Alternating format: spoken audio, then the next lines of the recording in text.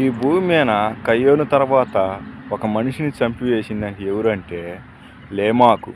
కయ్యోను మనవడైన లేమాకు మాత్రమేనండి. కయ్యోను ఏడంతలు శిష్యు శిష్యును భరిస్తే లేమాకు మాత్రం 77 ఏళ్ళు శిష్యును భరించాడండి.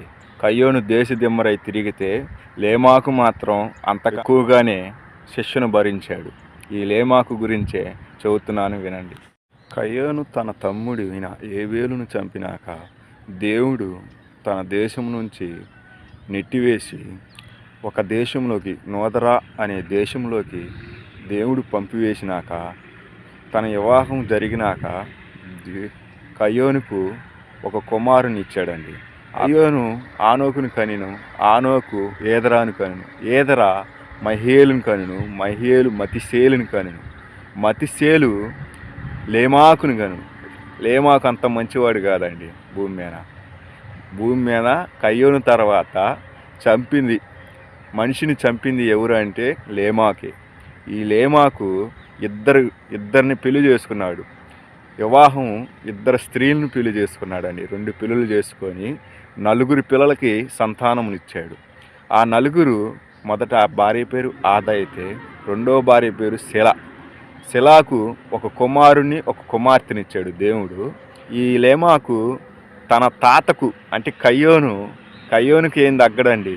కయ్యోను తమ్ముడైన ఏబేలును చంపితే ఈ లేమాకు తన గాయపరిచినందుకు ఒక మనిషిని చంపివేశాడు. తన దెబ్బ కొట్టినందుకు ఒక పడుచువాడిని చంపివేశాడు.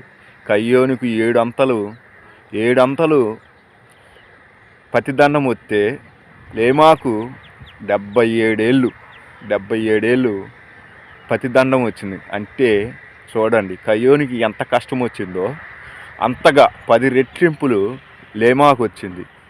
అప్పుడు లేమాకు శాంతి లేదు, సమాధానం లేదండి. మాత్రం శాంతి లేదు, సమాధానం. 77 ఏళ్ళు తన జీవితాన్ని వృధాపరుచుకొని ఒక మనిషిని చంపివేశాడండి. కయ్యోను తర్వాత చంపివేసినందుకే అంటున్నాడు, ఓ ఆదా, ఓ శిల, నా మాట వినండి. నేను ఒక పడుచువాడిని చంపితేనే నాకు 77 ఏళ్ళు కష్టము. నేను చేసిన పనిలో వృధా. నేల నుంచి సారం లేదు, తినటానికి ఆహారం లేదు, తిరగటమే జరిపోయింది.